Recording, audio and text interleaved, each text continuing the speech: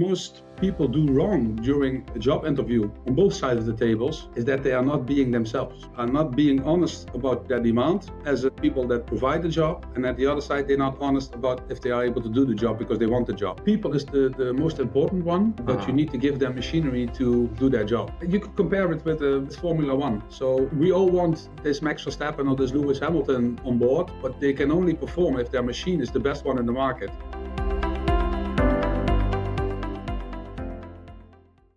Hey everyone, welcome back to the What It Takes podcast. I'm joined today by Mike. Mike, you're the CEO of Karten BV, which is a leading producer of corrugated board boxes in the Netherlands. Very excited to talk to you today and just learn more about your journey. But first of all, huge welcome to you.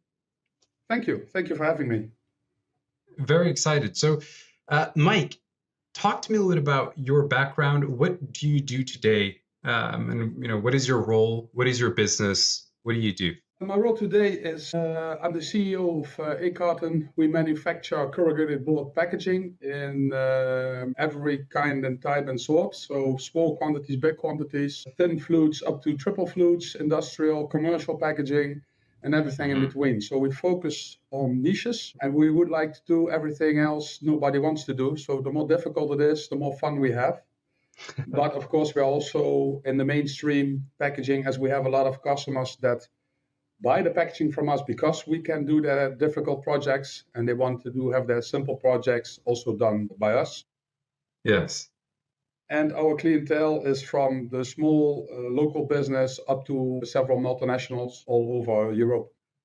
Yeah. So how does your service work? I mean, when a client comes to you and they say, "Hey, we need packaging," and then you provide that packaging, or how does that look like? Mostly. Well, we either try to acquire new customers by prospecting them, calling them, sending emails, marketing wise. Mm-hmm. LinkedIn is a very good one for us as well, but we of course also get a lot of requests in.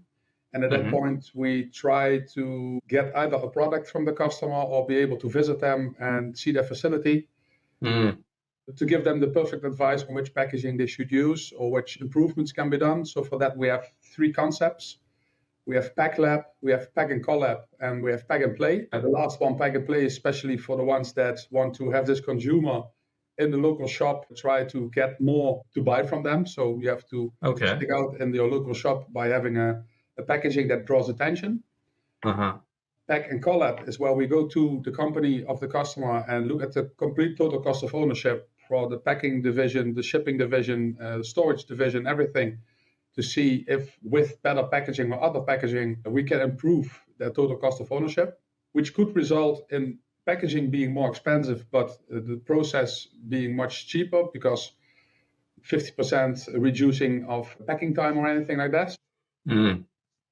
And then we have Pack Lab, which is our packaging design team, our packaging engineers that often get the product from the customer or visit the customer and have a discussion about their product, their demands, shipping methods, if they want to drop it from 1 meter high, 2 meters high to make it shock improving.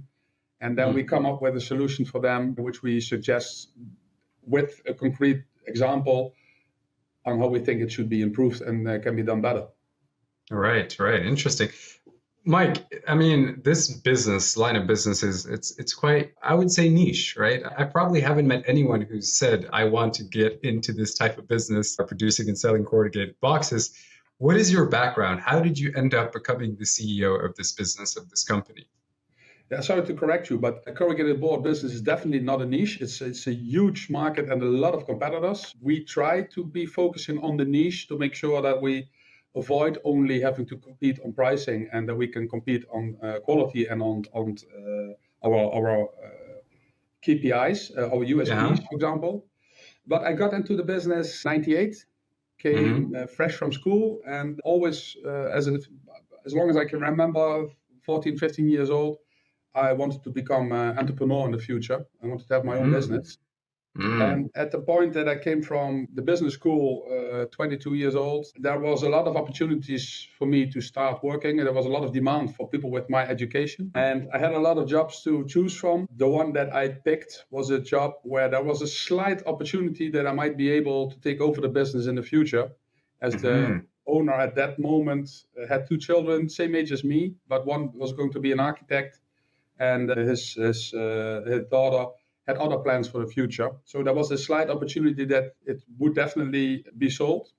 And I had to wait some years. I had to wait 8 years before this opportunity really occurred. And then with a lot of competition still from outside, people that wanted to buy it, I was able to buy at that point both the companies, one being a wholesaler for packaging produced in Germany and Belgium, and one being a small production plant in the Netherlands. And I bought them in 2007, and I merged them together in 2010 as the wholesaling department went down because we were able to produce a lot more ourselves. Right. We did a lot of investments. So that was a good point to merge them together and to save a lot of costs, because if you're having 2 companies, you have to do double bookings and everything. That's expensive. Yeah. So, okay. So you got in you bought the company, and now obviously you're the owner as well as the CEO. And going back though to when you were young, you mentioned that you always wanted to be an entrepreneur. This is quite interesting. What about entrepreneurship at such a young age appealed to you? Well, it wasn't something that I knew from back home, and my parents were in completely different jobs, but it was something that always appealed to me as being an ideal opportunity to be free in deciding your own goals, setting your own goals, and having to make sure you keep enthusiastic about your work yourself, because I'm kind of free in what I want to go do for the next year as a project, for example, and I'm bored quite quickly. I knew that back then already. So if things are getting regular, I'm mostly out. So I want to keep pushing myself for new projects, for new ideas, for new goals. And in my belief, it's the best way to do it is by being your own boss. Yeah. So you wanted to be an entrepreneur at a very young age. And up until recently, up until you acquired the business, you weren't an entrepreneur. You weren't an owner, were you? I was an owner. What do you mean exactly? So up until recently, because when you were younger, you always wanted to be an entrepreneur, right? And until you acquired the company, you worked in the business. Yeah, I worked in the business that I acquired later. Yes. And so during that period, did you plan? So you mentioned that earlier in the conversation, you mentioned that, well, you started in this business because there was that opportunity to acquire it later on, right? Correct. What was the sort of timeline that you had in your mind? I mean, I know I didn't have an exact timeline. I had to meet some points in between that I was seeing, okay, it's going into the right direction, or I'm going a completely different direction. So first of all, I started off as an account manager, then at the end became the sales manager. From the time I started until the time I bought it, we've doubled the turnover, which was mainly my part with the team that I had at that point. So I also made my own buying price too high. But that's all in the game, and I think it's very fair. But there were points in in this time period that I had to make clear for myself, okay, I'm going to wait longer, or am I going to go a different path to make sure my goal is achieved within a certain time frame. And we did discuss this with the former owner, and he kept me on board by giving some extra incentive for me to stay if I was going to be able to be there until he was gone. Right. So in form of bonus, which makes it extra interesting for me to take over, as well as the fact that I also was able to push it a little bit. At that point, I was 28, but still already had quite some experience in the market, and there were some upcoming companies in our business in the nearby vicinity that requested me to be their new commercial director. That's all. So I had to make a decision. Am I going to go that path, knowing that I'm not going to be the owner of the company, but I will make an enormous career move, or am I going to wait to be able to take over the company? And I did help to proceed the project a little bit faster. Yeah. I mean, the reason I ask is because I know that there are a lot of young individuals today who want to pursue entrepreneurship, who want to be their own boss, right? And a a lot of the times they choose to jump into entrepreneurship with no prior skills, right? But and also there is that level of impatience. It's like, I want this today. I want this today. Whereas you decided to stay on. And to me personally, I could not imagine staying with that business for 10, that's a long payoff, right? I mean, you're waiting for an extended period of time. And so, what was going through your head? You mentioned that there was the bonuses, right? The incentives that kind of kept you going. Yeah. Did you ever feel like... Now, money was not the way I stayed. It was going to be a deduction from the price that I had to pay to buy the company. And so making it more interesting for me to stay for the long run. Mm-hmm. I think what I really grew into the market and to quite quickly, and knew that I saw a lot of opportunities in this business, but it was a business, if you want to really start new and it's just completely fresh, it's extremely expensive. Machinery is going up millions. So having nothing would also not be an option. This way, the launch could be quicker. And as you said, people are impatient, want to maybe start immediately when they leave school. I would say when I started, I was 30. I was still not ready, but you only experience that when you really start. But I did have a lot more background than people coming just fresh from school. Because when I came from school, I was probably the same as everybody. Now school's ready. I know everything. Let's start. And I can really tell you don't know anything when you come from school. You just learn how to think. Yeah. You didn't learn how to work. That's something completely different. And learning how to work and learning experience can only be done by experience. Yes, absolutely. And when you then decided to because obviously you started at a relatively young age in this business, and you mentioned that you had multiple offers at the table due to your education. What did you study? I did study business and marketing, so international business and marketing. And at that point, when I came from school, I was either going to go for 2 more years for my MBA or go to the market. And the market at that point was so good that I thought, I could go for 2 years more MBA. But I think the 2 years experience that I'm gaining in the same time frame is worth more to the market. And I believe it is. I think the only ones that are asking for an MBA are the Googles of this world, the multinationals that really like to see somebody with an MBA. But I believe the 2 years of experience, especially at young age, are worth a lot more. Why is that? Because still an MBA is theoretical. There's nothing practical about it. It's coming in, knowing the world by books, but not knowing the world by experience, which is a big difference. When I came from school and I studied business and marketing, and I came in the first day and he said, okay, now make a quotation for the customer and try to convince the customer. I had no idea what I was doing because that was not something I learned. I could make a perfect economical calculation. That's perfect. But then selling the product is something completely different. Yeah. I was really thrown into the depth, which I think was a very good thing. He has also shown a lot of patience for me to learn on the way. And I got a car, I got a telephone, I got a laptop, and now learn about sales, now really learn about doing things on the way instead of from the books. Yes. And I mean, obviously I assume you learned a lot that prepared you. You mentioned that when you were 30, you felt like you weren't 100% ready yet. But what lessons did you learn along the way that helped prepare you for taking over the business? When I took over at 30, I really thought I was ready, and I thought I was ready for several years already. That's why I also pushed for it. But when I really started it was 2007 and 2008. We got the banking crisis. We got Lehman Brothers. We got the crash. And at that point, I wasn't prepared at all. I didn't really have that background yet. So the real learning years were for me 2008, 2009, 2010. And everything I learned there, I could reuse when the market was bad economically all over Europe in 2018 and 19. Then during Corona, packaging industry was booming extremely. We've had an extreme amount of increase in turnover, but everybody bought their chair, the television, the extra clothing. And then for 2 years, nobody's buying anything because we're only going on holiday, because that was something that we couldn't do in Corona. That's afterwards, market dropped extremely again. And in 2008 and 2009, I would have been nervous. I was nervous at that point because I didn't know what happened and what I'm going to do. I don't think I've been nervous in the last 10 years afterwards again, because I've had a really good crash course within a very short amount of time. Yeah. And how did you navigate those challenges in 2008, 2009?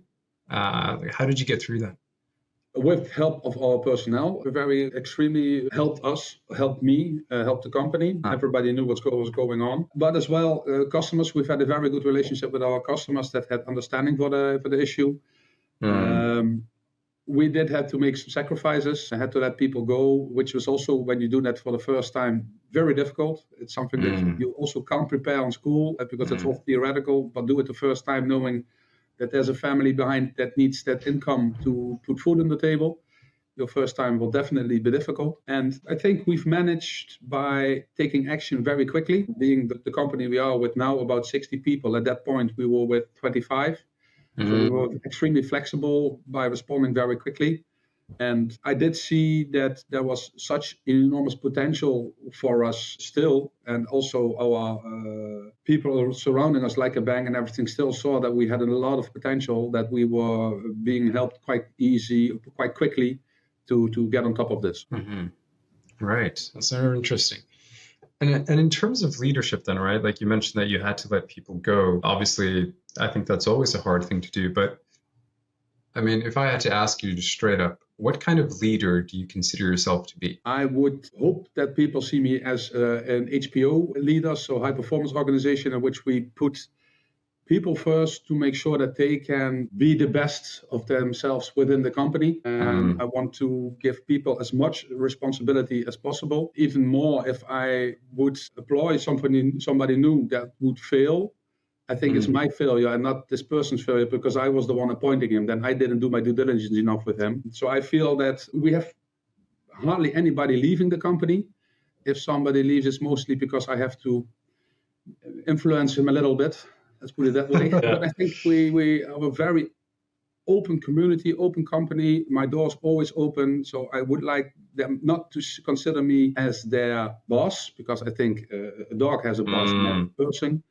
But I would love them to consider me being their person that challenges them and that pushes them to their maximum of their abilities. And then what do you, I mean, like, obviously, I think people, very often when I talk to leaders, CEOs, founders, a lot of the time they mention that hiring in people is often a challenge, right? Finding the right fit for a certain position, or just people that will actually drive the company forward, the right people. Has that been a challenge for you? I mean, finding... Well, we didn't have any problems in hiring people, also not during the economic peak in Corona. We were still able to get people quite quickly in, because the company is very well known for its positive image in our the way we handle with personnel. But still, I think what most people do wrong during a job interview on both sides of the tables is that they are not being themselves. So they are not being honest about their demand as people that provide the job, and at the other side, they're not honest about if they are able to do the job because they want the job. And being open and honest about what you're offering and what you're demanding, as well as what you can do regarding this demand, makes it possible to get this due diligence, which normally might take 6 months, done very quickly. And I think also I've seen companies coming in that wanted to do our HR department for us. And I already see when they start talking, they are already not honest. They are telling me they definitely cannot promise, and they still promise it. And then I'm already done. But at the end, we never needed a headhunter or anything. We were able to do it ourselves. But I think that's for everything. Everybody that's not completely honest about what he promises or what he tells you he's going to do will some way along the way be exposed. What are some examples of things that a HR company outsourced might say to you that you know they can't deliver on that? Yeah, first of all, they probably all tell you that we are going to really know your company. We are going to really go in depth in the culture of your company, so that we can meet the person that is going to be proposed for you for a conversation or anything. first of all, none of them really go into the company. They look at the website and they have an interview with the one body, and they know the culture of the company because they don't have time to do it. It's unpaid, so they don't do it. Yeah. Second of all, you need somebody for a job. They are going to look, first of all, at their available persons because that's the cheapest way to just suggest them to you instead of really going in depth to look the one that's fitting your culture. And I wouldn't say it's for all because I haven't talked to all. It's quite simple, but my experience is that most of them are more looking for the money part than the real job part that they have to do. Yeah, and you also spoke about, one thing that people on both sides of the table do wrong is the honesty, right? I mean, from your side, you can be honest about the demands, right, in terms of what you require and expect of an employee. Yeah. How do you sort of get them to be honest about their real capabilities? Well, I think in the way you have the conversation with them, they'll along the way either start becoming honest. And if they're not, I'm quite able to tell if you're full of, and you know what I mean. Yeah. You can say the word. Yeah, if you're full of shit, you can tell. You can see if people are making up an answer or that they are really talking from experience or from their personal interest. You can tell. Maybe not in my first year, but nowadays I can tell. Yeah, it's sort of like you've acquired that experience essentially. Yeah, also learned the hard way. I also stepped into the wrong decision-making process just to have the person I wanted. But nowadays, I really decided if it's not the correct person, I'll search longer instead of putting somebody there that might upfront already give me a certain feeling. Yeah, have you ever heard of that? There was a book, I think it's called Scaling Up by Vern Harnish. They have a methodology on hiring called top grading. Are you familiar with that? No. Huh. That'd be interesting. It's very interesting. Like it's a framework for how to essentially vet and qualify the best possible candidate for your business. It's very methodology, a really good process. It's actually being used by some of the top corporations in the world. Just thought that you might find that interesting. Yeah, check it out. Okay, so in terms of then growing your business, right? So you went from when you took over, you said you had 25 employees. Yeah. And today you have, 60? 65. Yeah. So what was the growth for your business? You obviously mentioned that during, the COVID time, you had a little bit of a boost. I mean, most businesses probably crashed a little, but you're considering the packaging all boosted. So that's not online orders. Yeah, all packaging boosted. Now, we've had several periods in which we grew extra quickly. So 2007 until October, November 2008 was still very good, just before the crash. And the crash hit us hard. But as I took over the company, the previous years, 2-3 years in advance, the former owner didn't really invest anymore, which I can understand because he was selling his company. He didn't want to go into new loans and everything. But it also meant that there was a certain time of non-growth.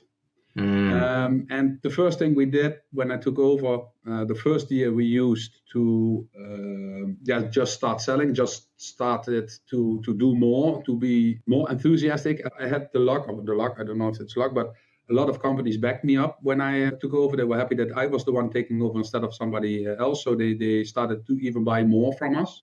Which I immediately used to reinvest. So we bought the machines that I thought were lacking for several years. We bought them in early 2008. Yeah. We didn't really have a crash, if you would consider it, compared to the moment that I took over. But the first 1.5 years, we grew 30%. And then we crashed back to the same level at the point that I took over. Yeah. Which lasted for about 15 months, maybe 12 months, 15 months. And then we really benefited from the investments that we done. So we got out also very quickly again and very strongly again. And at this point, until this point, we've always reinvested everything we've earned to just keep growing. It's not my interest at this point to take a lot of money out of the company. We just reinvest. And building a solid company for the future. And I think we've shown that we've done this within the last 15 years, as we are now outgrown a lot of other companies that were at that point much bigger than us, and that use this aggressive investment tactic. Okay, so the main thing that I'm hearing here, which is the consequence of the growth that you've had, is really because you've been so heavily focused on reinvesting back into the business. Yeah, in people and in machinery. So people, machinery, those are the two biggest strategies that you've used to grow the business. Well, actually, I think people is the most important one, but you need to give them machinery to do their job. Right. You could compare it with Formula One. So we all want this Max Verstappen or this Lewis Hamilton on board, but they can only perform if their machine is the best one in the market. Yes. You can put Lewis Hamilton in the shittiest car that they have on the grid, then he probably won't win. So if his team is not able to change the tires within 3 seconds, they will not win. So you also have to give them the best method to be the best. And that's what we try to do. I see. And then in terms of your company, your business, right? I mean, obviously growing it is one thing, but then now that you've sort of gotten to this point where you're at 65 employees, where do you see yourself going for the next couple of years? Do you plan on, is it 100 employees? Is it X amount of sales? Like what metrics do you have in mind? Because you don't look like you're slowing down. Yeah, it's not going to be measured by number of employees. So I would love to double the turnover with the same amount of employees so that I still know them all by personally. Yeah. We are now going to acquire an operations manager, so I can even focus more on the sales, marketing, and financial part of the business, because we see a lot of market opportunities for us that we want to pick up. So, for example, we are having the rights of an USA patent for the European market, in which we think there's a huge demand. But at this point, I have to really focus a little bit more on that part and need somebody that's probably much better at the operations part of the job than I am, because I've only done it by experience and visiting other companies and looking very good at what they do best and copy it into my company. But somebody that has the right background is probably much better in this job than I am. Yes. So I believe that will also sort a lot of growth. What we aim for is to become the biggest privately owned packaging company in Netherlands in corrugated board. And yeah, we are for the sheet plants, so we work from sheets instead of from the paper rolls. I think we are going in the right direction. That's awesome, man. And so in terms of achieving that, you mentioned that you're going to get someone to manage operations, you're going to focus a little bit more on projects, but what specifically are you going to do to get to that point? Do you have a clear vision of specific plans? You talked about the patent, but is there anything? We will be focusing first of all on this patent, which is we have the sole rights for Europe and the Middle East to produce this product. The demand is huge. There's a lot of attention for it in social media at this moment. One of our products was shared and was liked over 200,000 times in Instagram, which I think for an industrial corrugated board packaging is quite a lot. Yeah, that's we are pretty getting big. requests all over Europe. In every country, people want to resell it, which is phenomenal. But we have to manage it as well, because our product development department is we get more requests in that we can handle at this point, so we need to manage that as well. And this is the early start. We expect this to result in a lot of extra customers within the upcoming months. So I need somebody to manage it and the background as well for the production area. And I can't do both. I have to be honest. I can't do both. And I'm not having fun doing all of that as well. Yeah. What gets me going is sales and marketing, and not so much production, as it's not in my background, not in my first interest, but it's very necessary. And I think there's somebody that will do a much better job than I will. Yeah. What is the product? Could you specify it a little bit more? Can you talk about it? It's called HexPand. HexPand. It's a way to make corrugated board flexible for retention and suspension. And the former business was always a combination with plastic fillers or paper board fillers. New legislation and everything is going to put a stop to that. We've got a method to be very durable, 100% recyclable, cheaper than current solutions mostly, Demand for that is very, very big. You can find more information on the website. Yeah, I'd be curious to check that out. I mean, it's one thing for, football clips, sports, or some random person dancing on TikTok to go viral, but like boxes, right? Yeah. And the strangest thing is, if you look at LinkedIn, it's the same movie that's been put on there, I would say, months ago. Somebody picked it up, copied it, and said it was his product, which obviously it isn't. It's patented. But people keep picking it up, and everybody that reshares it on LinkedIn gets easily 5, 6, 7,000 likes, which I think on LinkedIn is also very much. Yeah. Until it went over to Instagram, and at that point it went completely viral. Wow, that's kind of crazy.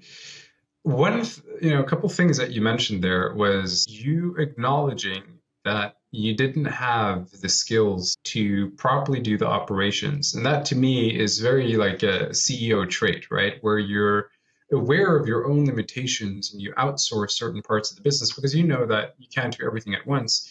That leads me into what sort of skills or traits do you think makes a successful CEO? Well, I think a successful CEO is good at a lot of things, but probably exceeds only in 2 or 3, which is actual background. In my case, is sales and marketing, but is good at a lot of things, but he's not the best in a lot of things, in all things, and recognize why he isn't the best and should put somebody that is better than him.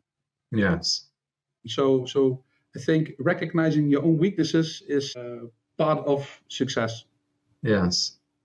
No, I agree with that. I think that from my understanding, and I really like what you're saying here, because the way I've always seen a CEO is he should have enough knowledge to sort of look at a report on different departments and understand it and be like, okay, and be able to come with some less form of input, but not necessarily be an expert at it, right? So he should, like you're saying, read and understand these different things and then be good in 1 or 2 areas where he's really...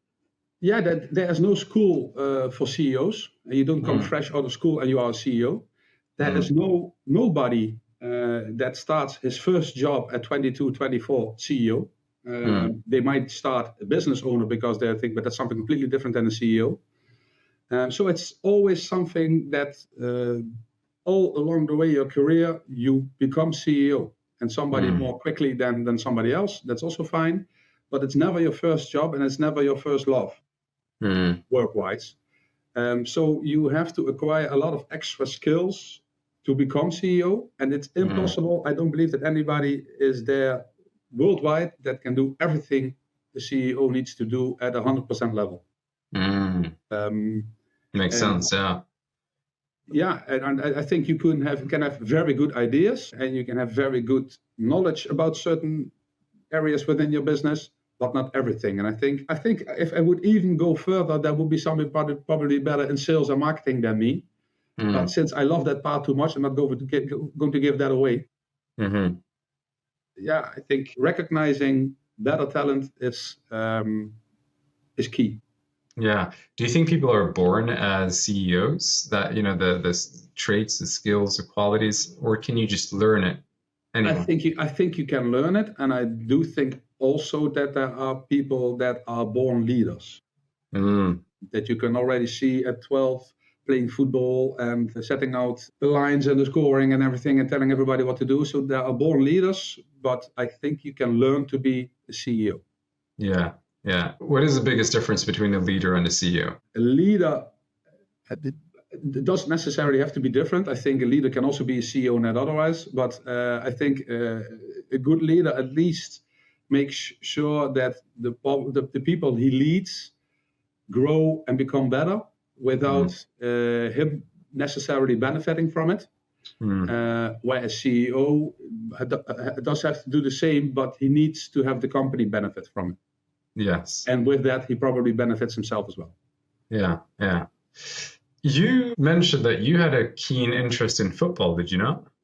Yeah, I've played football quite some years, but due to injuries and acceptance after 6-7 years that I was definitely not going to be back on the pitch, I decided first to become a coach for my son, but the injury didn't got any better, so I wasn't even able to compete with him when he started to become 12, 13 years old. He was already more agile than I was.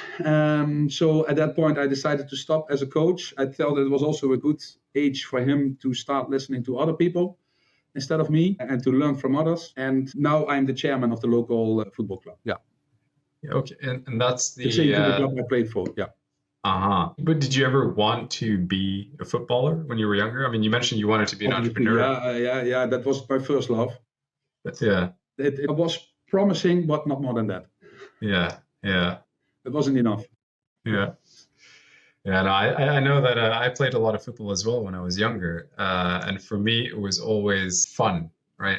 But for me personally, I got to the point where, and I think how old was I? 12, 13. And my father knew the coach at Borussia Dortmund for the youth team there. And he came down to look at me and he said, well, you should go, for the tryouts at the academy.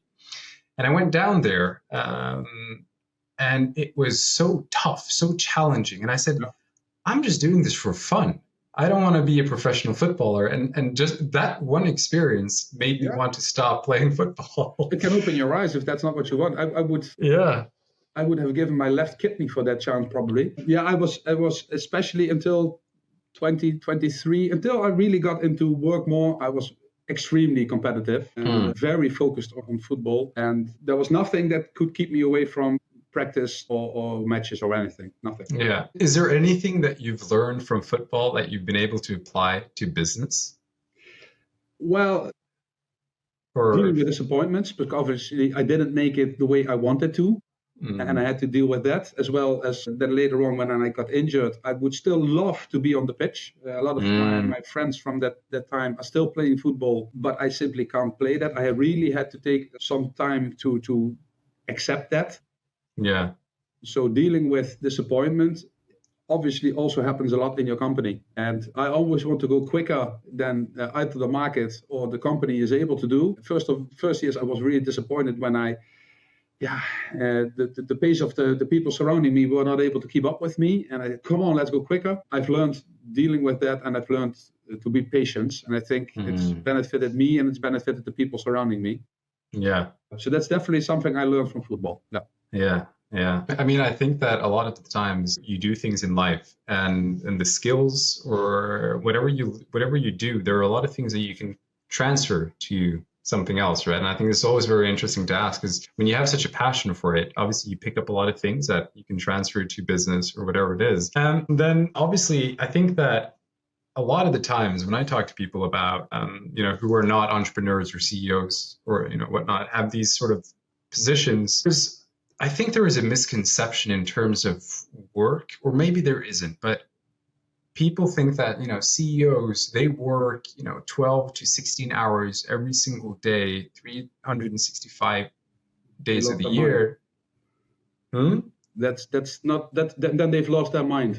Yeah, because I think that a lot of the times when I first started business, I realized that I set my bar extremely high. Especially when I started off as an entrepreneur, I said, I'm going to work, 12 hours every single day. I'm going to do cold showers. I'm going to exercise. I'm going to do all these things because I thought in my head that was the norm and that's what I should aim for. Yeah. But then, the more that... I think a very good example in this is Bezos from Amazon, for example. He puts his most difficult meetings at the early days because in the afternoon he knows he's no longer effective. And he has already lost a lot of his attention from that day. And I think nobody is able to perform 12 hours a day. It's impossible. And at the end, it just burns you up. You'll lose energy, you'll lose power to be there at the points when it's really important. Of course, we make more hours than the regular person.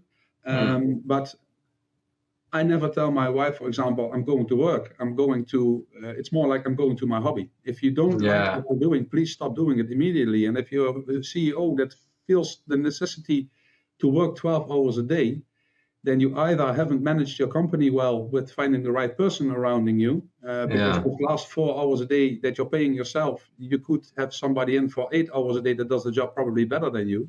Yeah. But at the same time, you're losing so much energy for the moments that are really needing your energy. And I think it's also very important to have a good relationship with your background, with your wife, with your children. I think it's old school to work 70, 80 hours a week only for the company. Part of managing your life, I don't want to talk about work-life balance because I think there's a lot of crap as well. Managing doing things that you like never feel like work.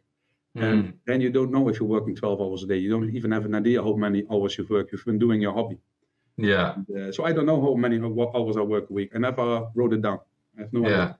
Yeah. How do you balance? You mentioned that you don't believe in work-life balance, but in terms of the way the people are believing it that are coming from school now and haven't worked a day in their life and already start working about work balance. What is their view? Well, my experience is they come in and they immediately ask if it's possible, instead of working full-time, working 24 hours a week, working only 3 days, but still getting paid full-time, getting a car, getting a telephone in, because, hey, that's what my work balance requires for me. I need a lot of me time. Not so long ago, somebody came in that I would like to work full-time and maybe 4 hours more. And I said, when can you start? Somebody that actually likes to work as a hobby instead of sees it as a necessity to live. Because that means you're not going to work with enthusiasm or you don't enjoy it. Because if you would enjoy work, you would be enthusiastic about, you don't ask for 24 hours, you ask for employment. And you'll see how much hours it is. That's something that's coming afterwards. Yeah, you mentioned that this is often the case with people who come out of school. Obviously, this is the younger generation. Do you think there is a challenge with the younger generation? And, well, it's, in my eyes, I look at that as entitlement in a sense, right? They feel entitled to work 24 hours and still get paid and get a car and a phone, right? They love sense of realism. Maybe it's social media, I don't know, but they still expect to be able to buy a house, a car, and do everything they want and go on holiday all the other 4 days a week that they don't work. But I don't know who's going to pay for that. Certainly not me. So their sense of realism is completely out of the window. And I think a lot of things have to do with social media feeding them the wrong information. But okay, that's not something that we're going to change. So a lot of them will experience by heart that life does look a little bit different. And what would you say to a young person who might be under the belief that they can have that life without actually having to work? Yeah, first of all, I think it's more their first idea. And I think after the first 3 or 4 job interviews they've had, they will quickly realize that is not realistic. That's first of all, as we previously talked about, if you look at the last 100 years, every year, every decade, unemployment level has gone down. So at the end, we work.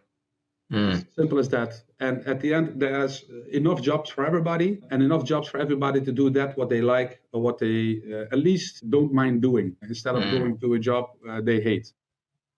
So if you can stimulate them to do those things that they like within a job frame, or at least try to seek something they like within a job frame. For example, a lot of people that want to travel, then try to find something within the travel business that still is maybe work, but gives you the opportunity to travel. Try to find a combination.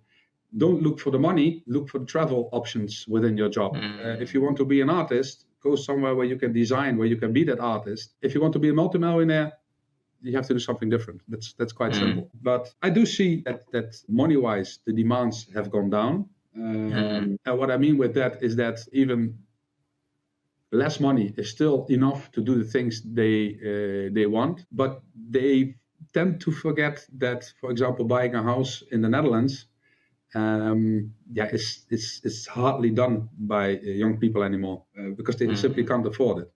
So they do want the freedom and they want to be free from their parents and want to have their own life.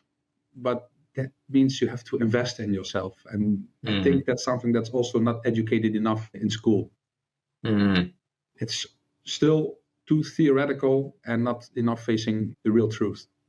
So you believe that school should be changed in a certain way? Absolutely. I believe school should be much more looking at the real business side. In every education, I see a lot of theory being educated and way too less the practical side, to the real business side or the real teacher side or anything like that. I think they should be much more, at least, and I can only look at the Dutch education because I'm not aware of Swedish, British, or German education, but I think Germany does it already better. But for example, somebody in my education at that point, business and marketing, we had 2 internships of 2 times 5 months. Within this internship, you have to do a theoretical thesis. And then the companies are started to tell, well, we don't want them anymore because they're coming here doing 5 months of theoretical thesis. They are not learning anything about the company. They're not learning about what's working in the company. And they're expected to come work in this company. So I think there should be much more combination with real life. I've always had that belief when it comes to education. I mean, I think that a lot of the times we learn things that are just not practical, right? Already at a young age, I'm like, well, why am I not learning about investing? Why am I not learning about things that are going to be actually useful for me in the future, right? Yeah, quite simple. Now, for example, my son is 14 years old and he has to do his exams for med school now, and he has to do history. And they teach him when Columbus went to America in 1600, I don't know what. Who cares what year it was? It is important that you know how America was discovered and what's the background, of course, but who cares about the year? If you really want to know that, ask ChatGPT or ask Google. Learn them how to find the information that they need regarding the information that they need at the point at a certain time point that they need it. Learn them about using that information to their benefit. He also had to do an exam for economics that he needed to learn about very difficult Dutch law regarding taxes with your housing. He's 14 years old, and they just started 15 years. He's just 15 years old. He's 15 years old. He has to learn something that's probably going to change in the Netherlands every 3 years. So when he's really that old, he's able to buy the house, 25, maybe later, it's not applicable at all anymore. Learn him how to understand working with things like that instead of learning him a law that has been changed within the last 10 years 3 times already. Yeah. So I see education still being much too conservative and not adapting to techniques and abilities that we have now. Yeah. I mean, it's people, the people who decide over the education, right? I mean, you got these people who decide what's going to be taught. They're the ones who sit on the power, right? I mean, first of all, I gotta say it's refreshing hearing you speak, because I think that and I share the same belief. I think that the education system today is just way too theoretical, right? Yeah, and it doesn't teach people about how to actually navigate the real world, and especially the changes that are currently happening. It doesn't reflect that advancement in our society when it comes to technology, AI. I mean, I just look at the new ChatGPT model. If you got the pro version, you get this research agent who does all the research, and I'm like, that is going to replace. And this is just the first version. Imagine 5 years down the line, it's going to replace so much. You have to be able to interpret this information that's coming, and you have to be able to validate it. But you don't have to find it. You have to go on Google for the next 4 weeks to find all the information. Let it be presented to you, be able to validate it. I think that's worth much more of your time.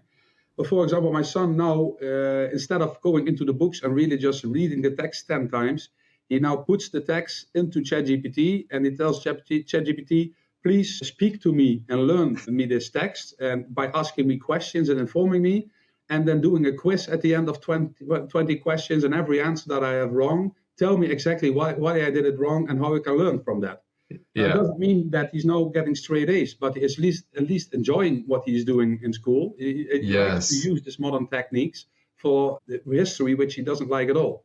So it makes it interesting for him, and he's picking up much more now than he would done the traditional way.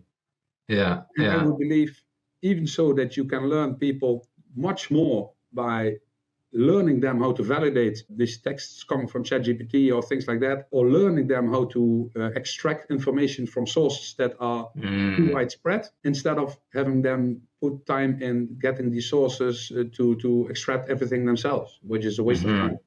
That's the thing. And I also want to add to that, I think that one real key quality that a lot of people, that I think it really should be taught within school, which isn't directly taught, but it's the ability to be an independent thinker, right? To reflect and think critically about things, right? Because a lot of the times, when I was in university in London, very often people would, I'd have debates with people and they'd call me racist.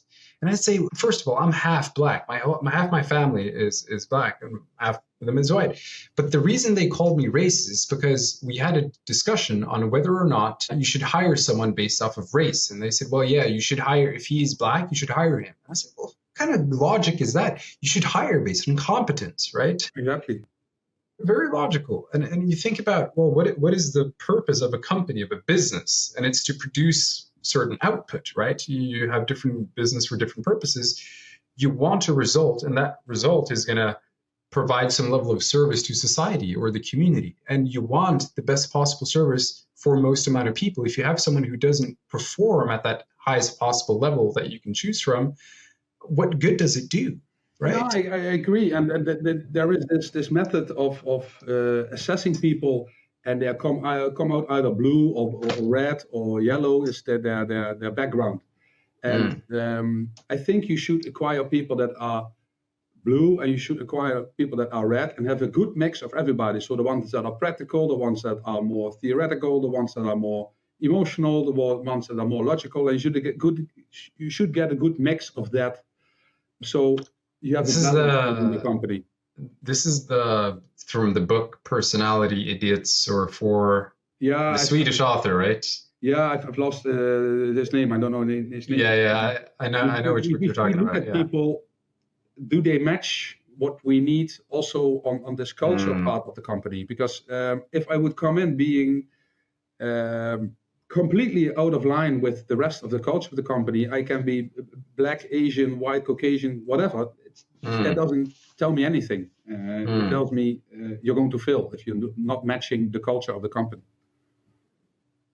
That's the case, right? Going towards success then, right? In your business, we touched a little bit on this. You mentioned that you want someone who's enthusiastic and someone that likes what they do. Yeah. But what do you consider a successful employee in your business? I consider them successful when they come to the company with enthusiasm. Of course, everybody has a day a week that they don't want to work because you're having maybe got out of the bed with the wrong side of the bed. Happens, I know, but all over, you like to do what you do. And second of all, if you try to always bring your best game, it shows. It shows when you bring your best game, and it shows when you don't. People that bring their best game always come up with ideas, always will try to improve, always will try to move forward, and are not an anchor that are holding everybody back. Right. So we've had anchors in our company as well, and we've had to stimulate them to lift their anchor and leave the company because they were holding back the rest. I thought you were going to say we stimulated them and found a better way, something better to do in the company. You're like, no, we stimulated them to get out of the business. If somebody really puts out his anchor, he will put it out in the next department as well. Yeah. Because they've come to the company without enthusiasm, and they didn't have the balls to tell me. So it's not going to change. And I tell everybody here, if you're not enjoying what you're doing, please tell me, then we find a different solution. But if you don't have the balls to tell me that you're not enjoying what you're doing, it's quite simple. You're holding back everybody that is surrounding you. Yeah. And in terms of, I know that this podcast is called What It Takes, right? And the audience, a lot of them are individuals who want to be successful in individual domains. Could be entrepreneurship, could be CEOs, could be whatever. For you, in your mind, let's talk about your position as a CEO. What does it take to succeed or to be successful as a CEO? Someone who wants to do this and actually live a good life through this, what does it take? I think if you now listen back to this podcast, you'll probably hear it because I've heard myself talking. Be honest and be truthful about what you expect from people and what you can offer people, as well as being honest in the way you think and communicate. Telling them fantasy stories will always come out I will set you back even more. Telling them fantasy stories will give them expectations that they either can meet or they do meet, but it's not exactly what you want. So always be open, always be honest. I think that's a very good and and be approachable. That's also very important. Be approachable. Don't be the one having their own pocket spot somewhere where everybody thinks, the king is coming in. Be approachable.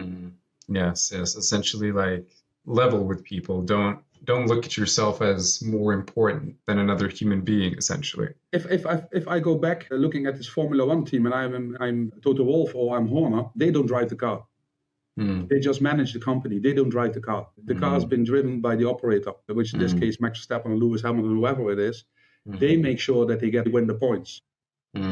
But Toto Wolff makes sure he manages everything surrounding him, doing it to the best of his ability, but also managing that somebody else can do it the best of his abilities. Yeah. And I think that's the position that you need to take. Very solid advice. Mike, I want to thank you so much for being part of this podcast, this episode, and I really appreciate talking to you. If people want to find you, where can they go? Well, they can, of course, look me up on LinkedIn. That's a simple one. And if they want to look up more information about the company, ekarten.nl or hexpand.eu, both work. Awesome. Well, dankjewel. Alsjeblieft. It's been a pleasure, my friend. Thank you so much. Thank you. All right. Bye-bye. Bye-bye.